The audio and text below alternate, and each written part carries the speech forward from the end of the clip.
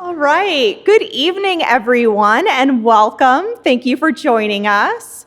I'm Canton, the museum's director of annual giving. It is my privilege and joy to welcome all of you to our first member program of 2026. Welcome. Your attendance at programs like these is so important in making our museum a welcoming space to gather, explore, and celebrate creativity. Thank you for your membership support. We have an exciting year ahead.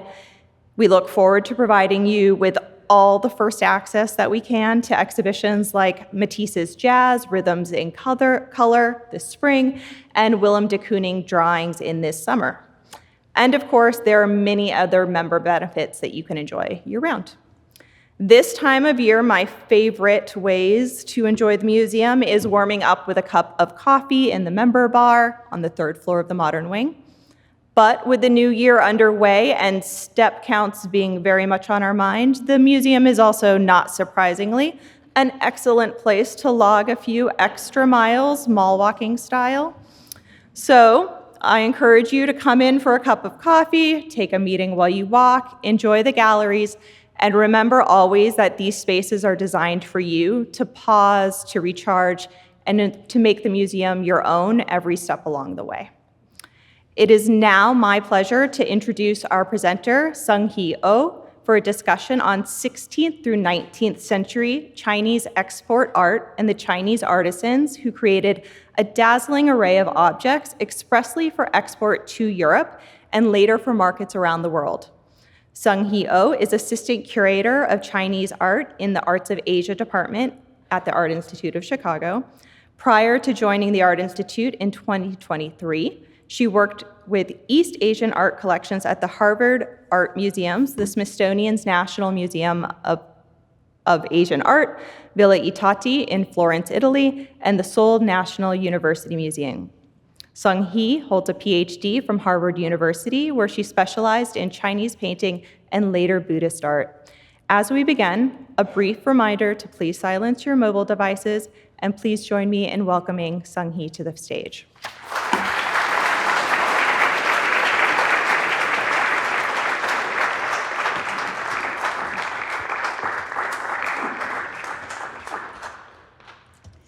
Okay, good evening, everyone. It's a pleasure and an honor to open this year's member lecture series.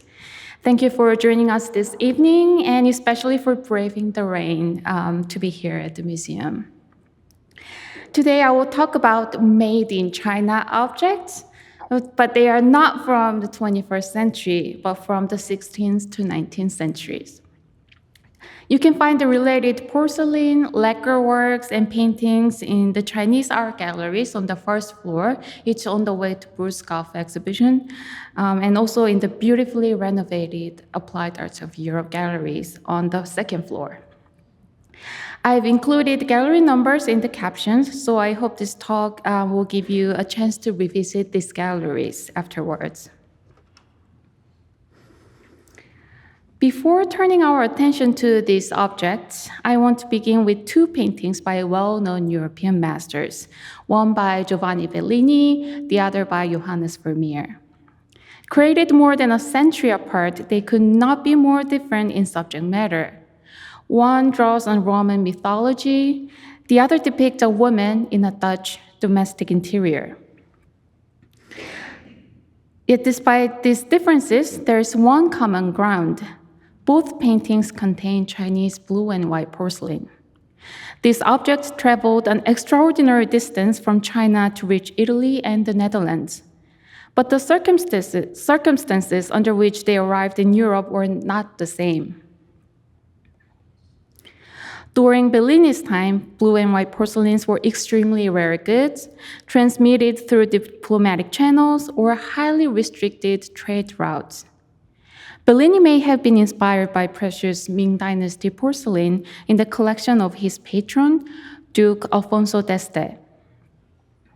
Bellini's rendering of these porcelain wares closely resemble those made for the Ming court in the 15th century, so we can imagine what he saw was something like this bowl in our collection. By contrast, the blue and white dish in Vermeer's painting was probably one of roughly 30 million pieces of porcelain imported from East Asia to Europe during the 17th century. How did this dramatic shift occur within a century? What changed in the 17th century to make the mass circulation of Chinese goods possible? And what were the broader ramifications of this global trade? These are the questions I want to explore today with some objects we can see in the galleries. To understand this development, we must start from their place of production, called Jingdezhen in China's Jiangxi province. Pottery was made there as early as the 6th century, and by the 11th century, Jingdezhen had emerged as a major kiln site. And in the 12th century, Jingdezhen potters could already make this kind of highly sophisticated incense burner. In Europe, it took another 600 years, so it was really advanced already. By the 14th century, it had become the dominant center of porcelain production in China. This vase is the earliest documented example of Jingdezhen porcelain to reach Europe. Unfortunately, this is not in our collection. It's in the National Museum of Ireland in Dublin. It arrived in Hungary in 1338 as a gift to King Louis the Great from a Franciscan missionary who had spent years in China. Later fitted with silver gilt and enameled mount, the vase was adopted for European use, which was a practice that remained common in the following centuries. Around this time, Jingdezhen potters refined their clay bodies and developed advanced firing techniques. With vivid blue decoration painted with cobalt, sourced from southwest China or imported from the Middle East, blue and white porcelain improved dramatically during China's Yuan dynasty. We can compare the visual qualities of blue and white porcelain with those of the Dublin vase, which is known as a Qing ware. Although Qing literally translates as blue-white, it is different from the blue and white porcelain we know. Qing ware's name comes from the glaze that has bluish-white color, so it's not transparent, it's opaque glaze. By contrast, blue and white porcelain, or in Chinese, Qinghua, literally meaning blue flowers, has transparent glaze, which shows the underglaze blue decoration against white clay body. Chinese blue and white porcelain was prized in Europe not only for its appearance, but also for the materials and techniques involved in its manufacture. It was made from a refined porcelain body with kaolin clay and porcelain stone, which allowed vessels to be thin and strong. And after shaping, the wares were carefully dried and then decorated with cobalt blue pigment, painted directly onto the unfired body. A transparent glaze was subsequently applied, sealing the decoration beneath the surface. The vessels were fired in kilns at exceptionally high temperatures, approximately 2400 to 2500 degrees Fahrenheit. In Celsius, 1300 to 1400 degrees Celsius. At these temperatures, the clay body vitrified, producing a hard, dense, non-porous surface that rang like a bell when tapped. The intense heat transformed the cobalt decoration into a rich blue. The resulting combination of brilliant whiteness, durability, and technical refinement made Chinese blue and white porcelain both visually striking and highly functional, especially for dining and display. And for centuries, these qualities made them desirable in places where the trade or diplomatic routes could reach, including closer neighbors like Japan and Korea, Southeast Asia, Middle East, and Europe. Although all these places had their local ceramics productions. Renaissance Italy saw the first attempts to imitate Chinese porcelain in Europe, but they could not replicate these qualities. The so-called Medici porcelain was soft paste porcelain fired at lower temperature, around 2000 degrees Fahrenheit. So they were more porous and fragile. As the necessary materials and firing methods remained unknown in Europe until the 18th century, porcelain acquired an aura of technological mystery for centuries. So I personally think this is very similar to baking. So suppose we have tasted the best pastry in our life, we only just recognize really basic ingredients like flour, butter, sugar, and some fruits maybe. But even if we know the perfect recipe, like just slightest change with the ingredients, the level of ingredients, amounts, the oven temperature, the length in the oven can make the completely different result. So it was something like that. They might know, okay, we need a clay, we need some colorants for white and blue, but they just couldn't figure out what could make something so dense yet thin. So blue and white porcelain was an important export item from the very beginning of its production. But the Chinese did not really make many compromises to the taste of overseas consumers at the beginning. So one of the few exceptions was this candy, which is a drinking vessel made for the Southeast Asian market. Before Chinese workshops began mass production of porcelain specifically for European use, European buyers often adopted whatever objects they obtained to suit their own needs. This ewer in Gallery 231 began as a candy, likely made for Southeast Asian market, then traveled to Persia, which is modern-day Iran, before reaching England by the early 17th century, where it was fitted with a silver mount. Even after this long journey through multiple intermediaries, the porcelain still often required repurposing in Europe, similar to the porcelain that reached Europe much earlier, we saw.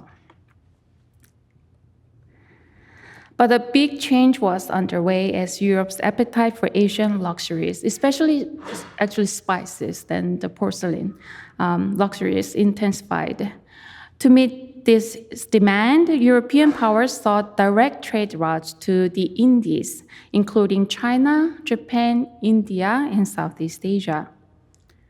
The Portuguese led these efforts, reaching India in 1498 and the southern coast of China by 1513.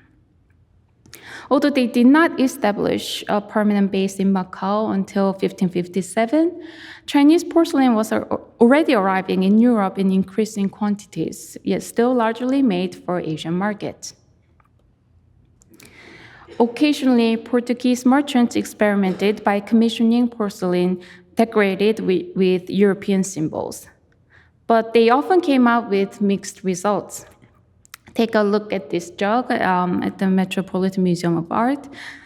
It bears the coat of arms associated with the King Manuel I of Portugal.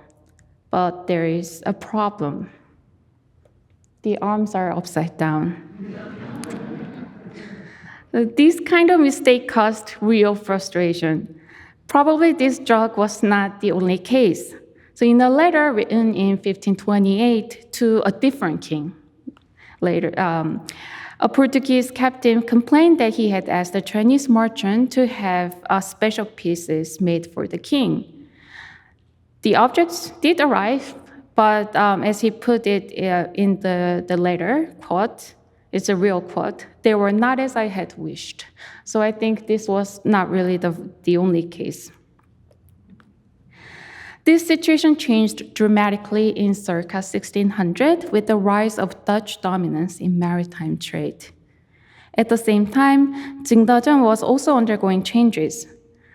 Potters at imperial kings were very unhappy about being underpaid while supplying for the court's high demand. Some of them had to turn their attention to more profitable production.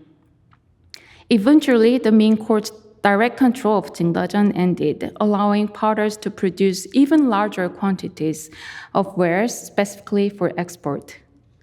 When the Dutch East India Company finally established their own trade routes and connections with the Chinese vendors via Indonesia, they quickly became the major porcelain suppliers to all of Europe. So you will see this emblem VOC that you can see at the top of the map a lot here and there.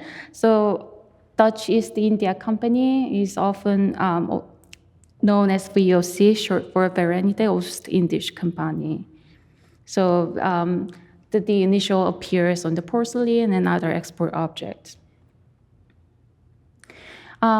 Actually, one more thing. So if we look at this look at this map, we'll see the Dutch never established a direct trade route to China. It always went through Indonesia, their trade post in Batavia.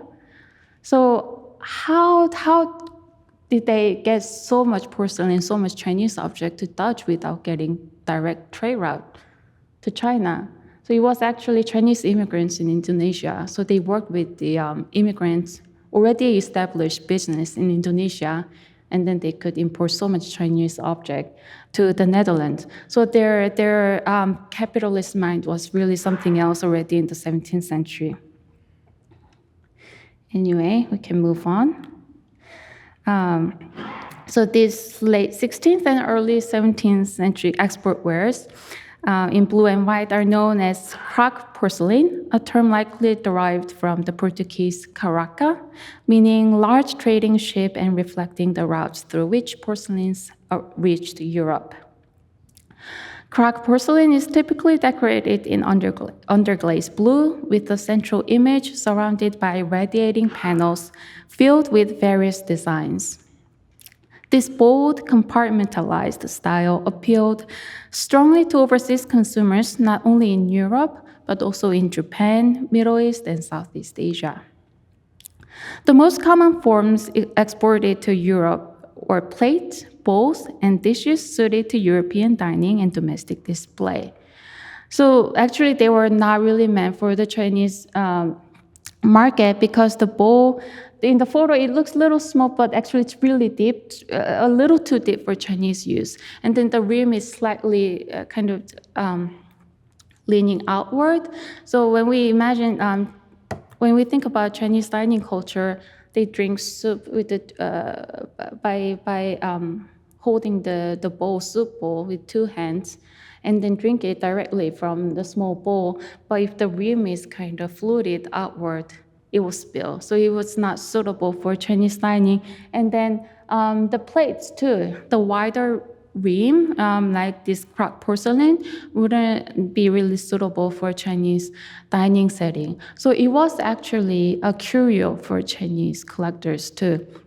Although for European buyers, like it's really exotic, it really evokes some kind of Chineseness, but it was also very exotic to Chinese users as well. So it was just very rare collectible items, even for Chinese collectors in 17th century. So it is really, so some officials will actually bury them with themselves after they die in their tomb. So that means it was really rare goods for them, very unusual pieces. Okay, well, I will move on again. So Kraak porcelain was not considered the finest quality when compared to imperial wares made for the Chinese court. Because the Dutch ordered them in enormous quantities, Jingdezhen potters worked at near assembly line speed, resulting in freehand-looking cobalt decoration and often uneven glazing. Despite this, Kraak porcelain was highly valued for its lightness and durability that European potters could not yet replicate. When the supply was interrupted, Dutch potters produced blue and white pottery with decorations inspired by Chinese porcelain.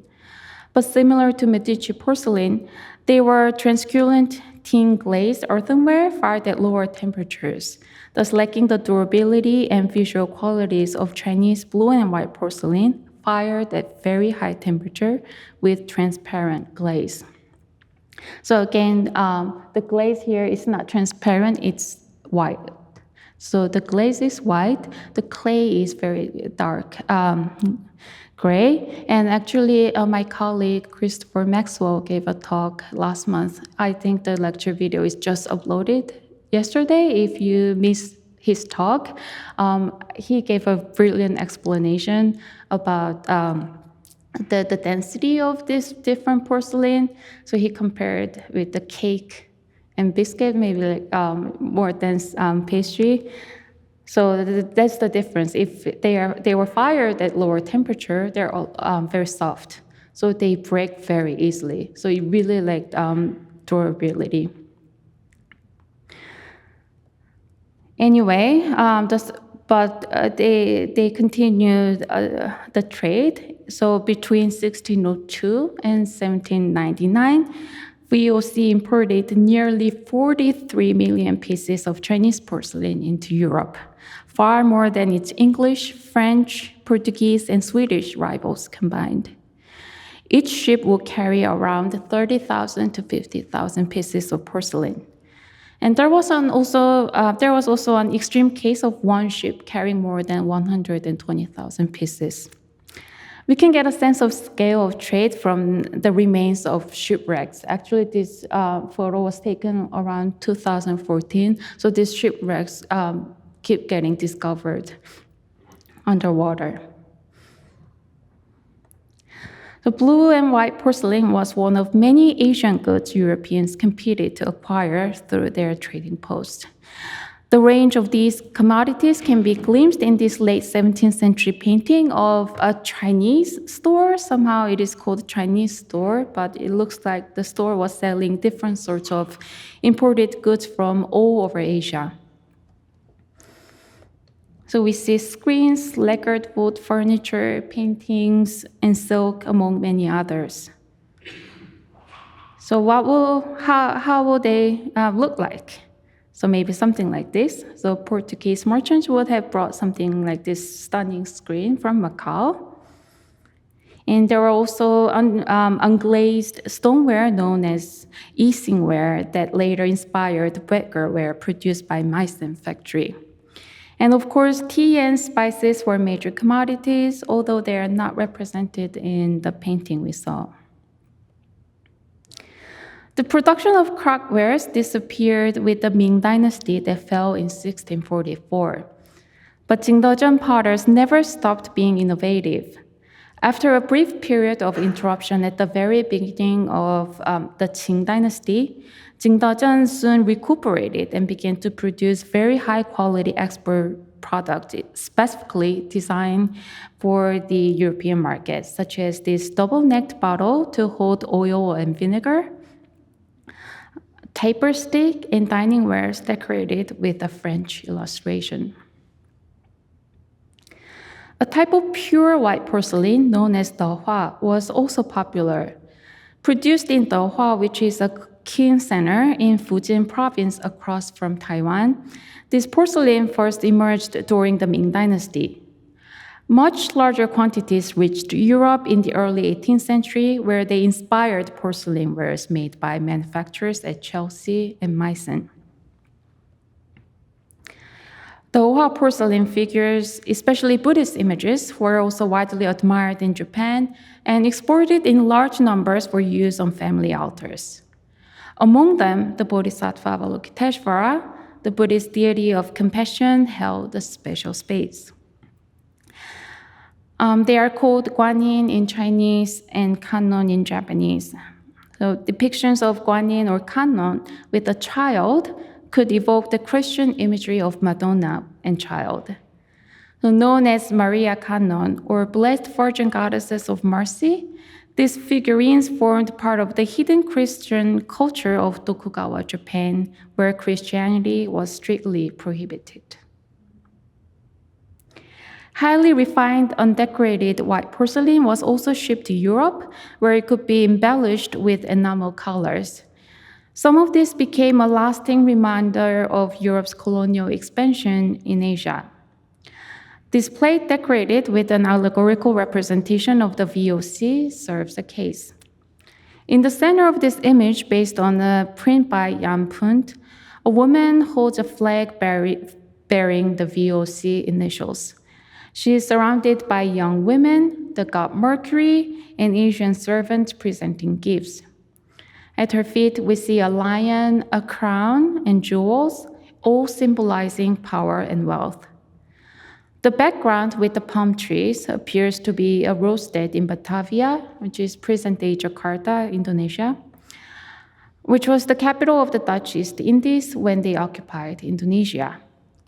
Despite the dark colonial history, I really love very humanizing face of the lion.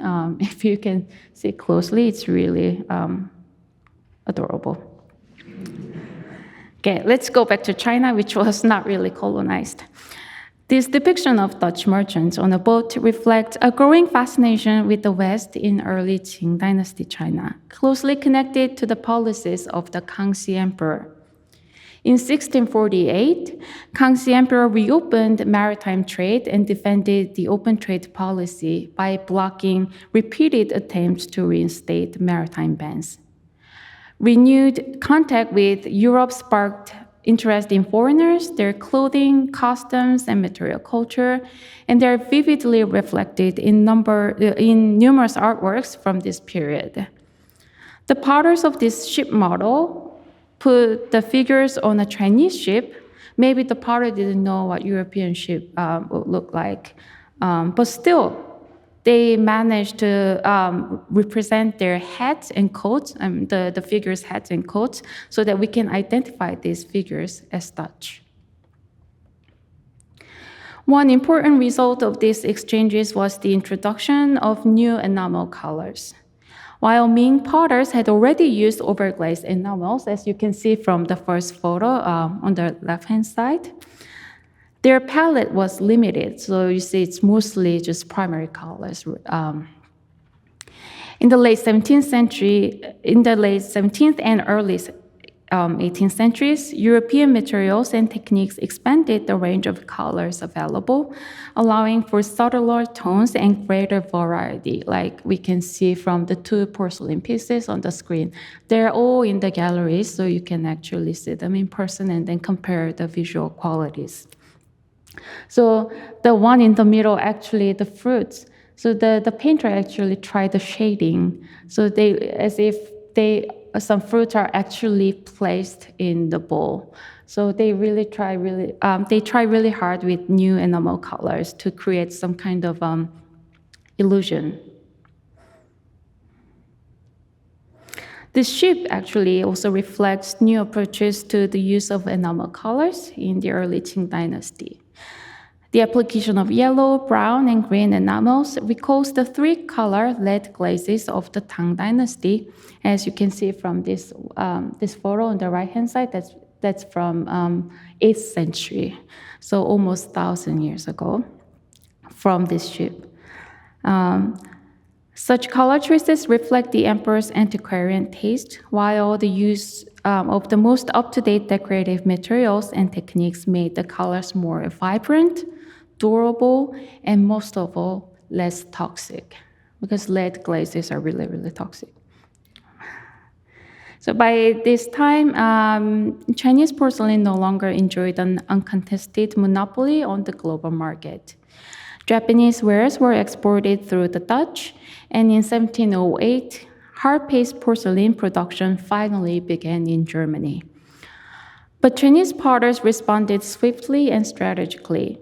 They produced porcelains of exceptional quality and originality, and they also adapted to foreign competition by imitating Japanese arita wares, yet enhancing them with even brighter colors and lavish gilding that could appeal to international tastes. Jingdezhen potters, with a keen awareness of global markets, even catered directly to European tastes by producing porcelain figures of fashionable animal companions, such as King Charles Spaniels, which are popular lapdogs among upper-class European women in the 18th century. The Qing dynasty's open trade policy did not last long.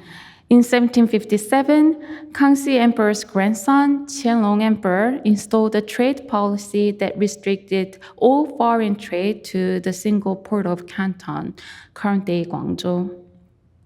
Under this so-called Canton system, foreign merchants were confined to a small district known as the factories and could trade only with the licensed Chinese merchant houses.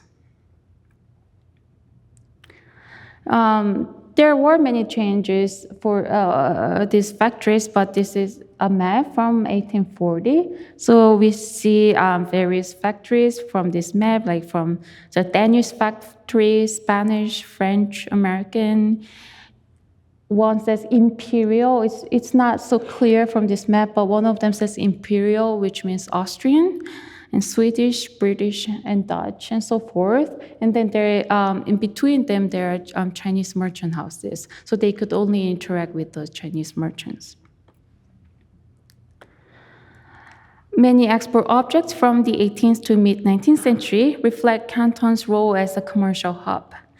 Blank porcelains were often shipped from Jingdezhen to Canton, where local painters added enamel colors and gilding.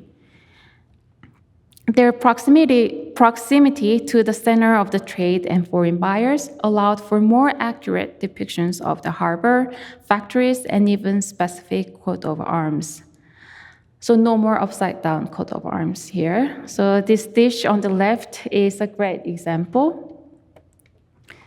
So in the center, it has the Lee family coat of arms, which is clearly recognizable, even including the squirrel with the branch. And the border is finely painted with scenes of London and Canton, again, which are pretty much faithful to the contemporary scenery when comparing to this print from 1710. Europeans were not the only foreign traders in Canton. Americans also maintained factories and commissioned porcelain for their market, such as coffee pots and custom tureens. Canton workshops will also produce clothing wares specifically for the Indian market as well. Alongside porcelain, tea and silk formed the core of Canton's export trade. And there were also lacquerworks and furniture. Chinese craftsmen did not forget to highlight the opulent Chinese domestic environment or the scenes of their commercial hubs of Macau or Canton in their decorations. There are also paintings on folding fans, small leaves, and even on large wallpapers. These paintings often depict the scenes of Canton or manufacturing processes of the most sought-after export commodities, such as silk, tea, and porcelain. Commissioned works of large-scale landscape or individual portraits were also popular. This wallpaper, currently in the Peabody Essex Museum, was commissioned by James Drummond before he left Canton in 1807, after 2 decades of working for the British East India Company. It was to decorate the entire room for his castle in Scotland. So it's really massive. Now, actually, it's on view in Peabody Essex Museum in Salem if you plan to visit Boston really soon. It's a really rare chance to see these wallpapers. It's really, really massive, filling the entire gallery. It's on view for every few years. I think it's first time after 6 years this time. So if you're planning to visit Boston, highly recommended. However, all these Chinese export goods fueled a severe trade imbalance because China only accepted silver in payment. As we can see from this map, China was the ultimate destination for the global silver flow. Centuries of European demand for Chinese goods led to massive silver inflow to China and chronic trade deficits for Europe. The country with a very high demand for Chinese tea found the trade particularly unsustainable. I guess you can imagine whom. So the great tea-loving colonizer, the British Empire, came up with a solution that can be problematic from today's perspective. To balance their trade deficit and stop silver loss, the British East India Company began smuggling opium into China from their biggest opium factory in Patna, India. So opium addiction spread, and China began paying for opium with silver, reversing the flow and draining silver out of the country. The Qing government's attempt to stop the opium trade led to 2 opium wars in 1839 and 1856 that lasted for several years. Even between the wars, exquisite merchandise continued to be produced and sold in Canton. This painted fan with sumptuous black and gold lacquer blades, for example, is not dated. But the steamboat, oh yeah, it's highlighted. It's a little tiny steamboat here. With the American flag, it has American flag. It's not so visible, but yeah, you can see it in person. So this steamboat suggests that the fan was likely made sometime between 1845 and 1860, when the first American steamboat built by Robert Forbes was put into service between Canton and Hong Kong. The bustling harbor is placed between the scenes of an opulent Chinese aristocratic household, juxtaposing Chinese elite domesticity with the visible signs of international trade. After two Opium Wars, two Sino-Japanese wars, and widespread internal rebellions, China's trade system was irrevocably altered. Chinese porcelain gradually shifted from a luxury commodity to collectibles delivered by dealers to collectors with specific taste. Yet it continued to inspire the art production of the other side of the globe, as we can see from works by European ceramicists such as Ernest Chapelet and Textile Dot. Today, we may think differently about what it means to be made in China. This talk has traced the longer trajectory, and I hope it could offer some food for thoughts about objects you see in our galleries. Because I had to cover a few hundred years of history in about half an hour, my talk might have been a little jumpy, so I will be happy to answer any questions you have. We have some time for Q&A, so our staff will deliver the microphone for you. Thank you so much.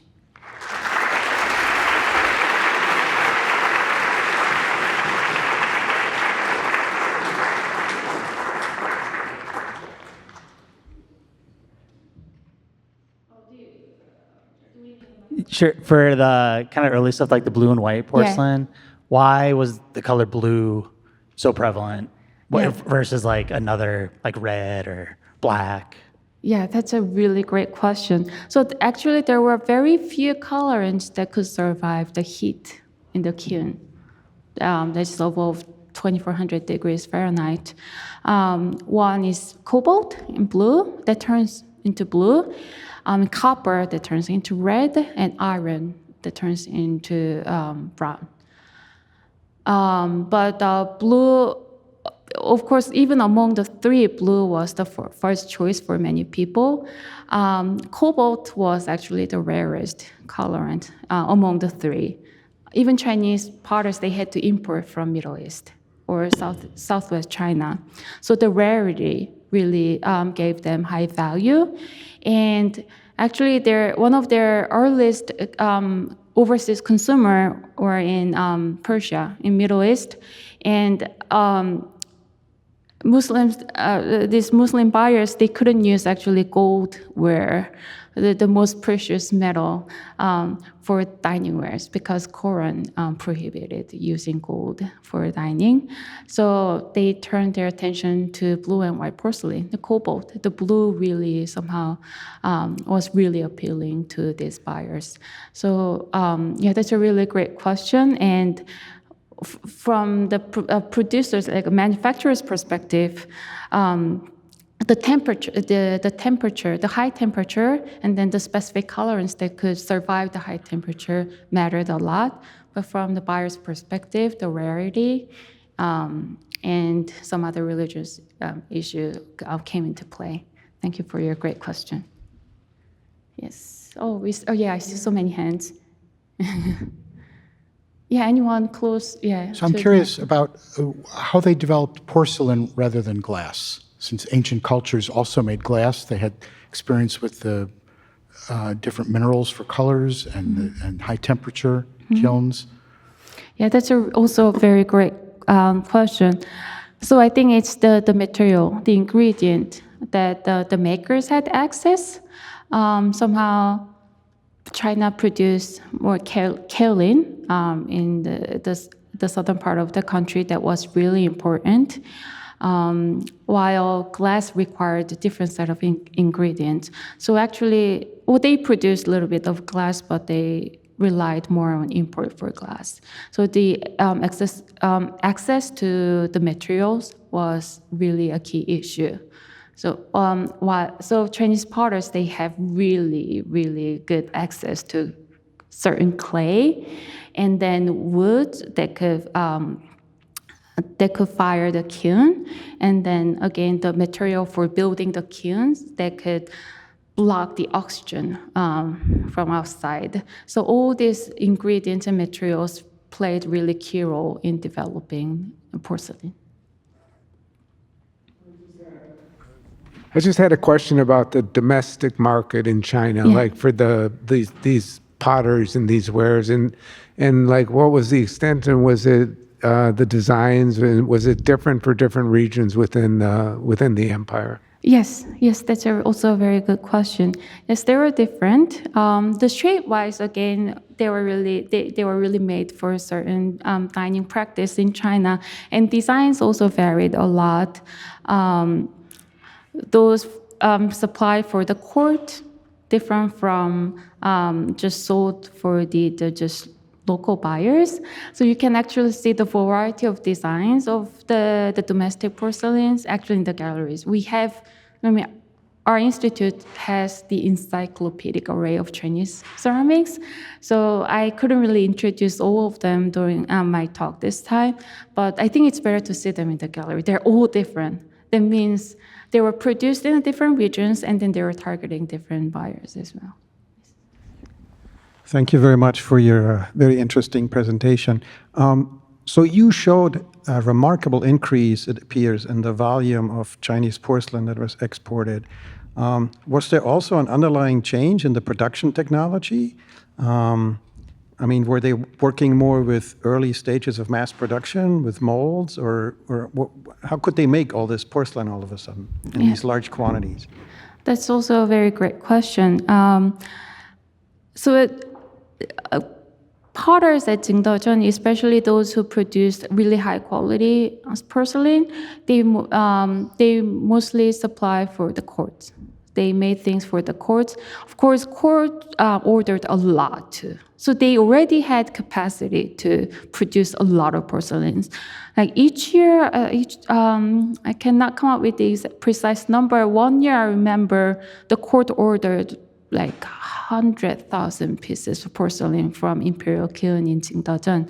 So they already had the capacity, but again, for the export wares, they pay less attention to quality control, like I said, that expedited the process. And actually, Matteo Ricci, the priest who spent years in China, he made a record about how Jingdezhen potters worked. It was really assembly line factory workers.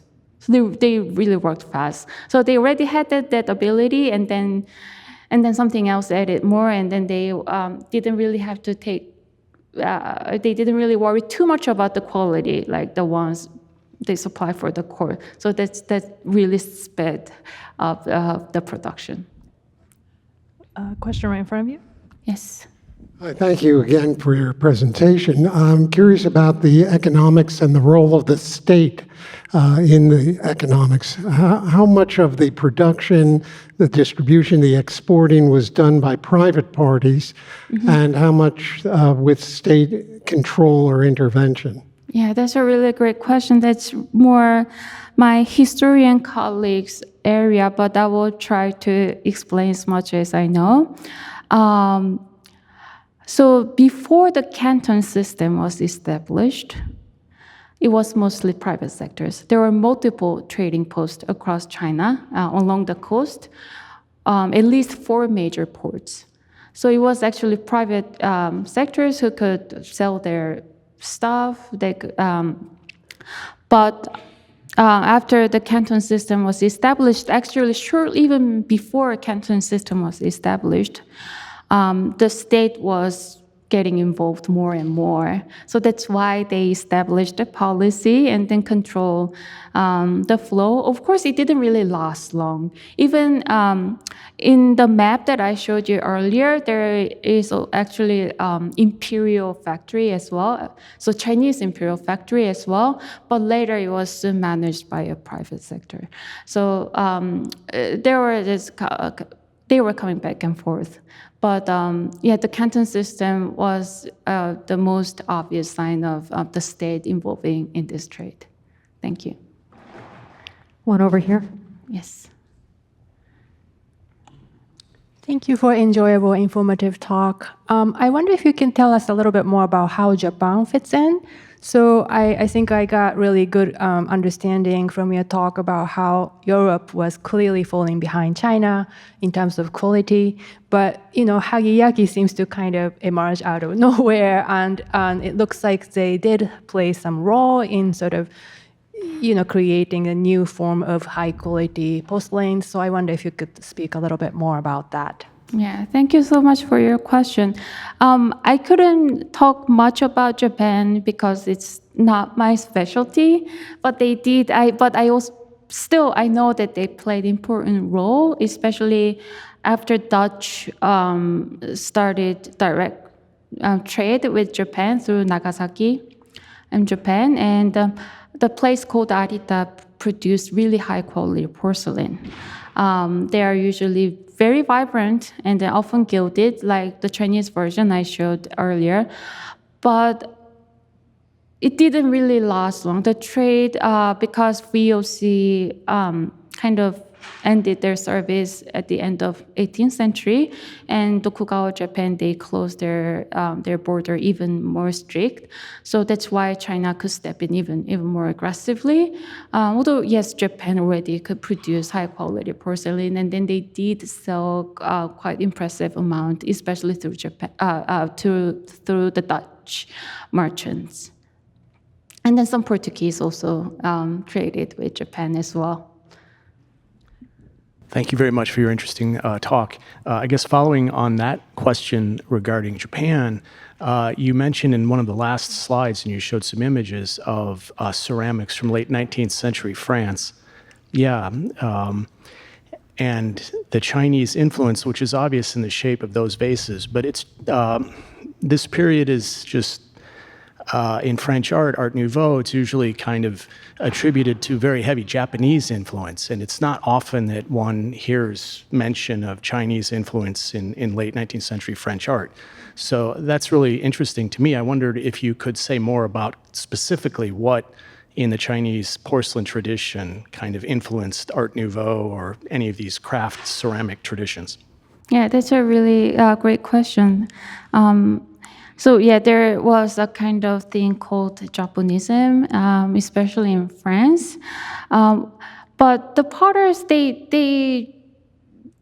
ceramicists, they were inspired, I will say, both from Japanese ceramics and Chinese ceramics. And as you said, I really agree with that. They were more into the Chinese shape, I think. I didn't really bring the example because I wanted to focus more in our own collection or collection in the US. But in Europe, we can see more clearly. I mean, they even display like Chinese ceramics, 18th and 19th century Chinese ceramics against like Shapley's works or Textile Dodge works. So there is some association, although it was again more known to have Japonism. But even Japanese ceramics and Chinese ceramics, especially pre-modern time, some glazing and form, there are some similarities as well. So I think, again, I brought the Chinese examples because I'm a Chinese art specialist. I'm less familiar. I'm not super confident with Japanese art. I don't want to step into the area that I don't know well. That's why I didn't bring the examples. But it is true. There were, of course, Japanese art played really heavily during this time. But again, we cannot also exclude Chinese part as well. It's more like, I think, more Pan-Asian, Pan-East Asian artistry that came into play. Thank you. Thank you so much for an excellent talk. I just wanted to ask if you could comment on what allowed European producers to start creating porcelain on par with, the quality of Chinese porcelain. Yeah, well, thanks for the question. I recommend, if you haven't attended my colleague Kit Maxwell's talk last month, I highly recommend to watch the video now available on YouTube, because he explained that part way better than I could do, because again, I'm not the European art expert.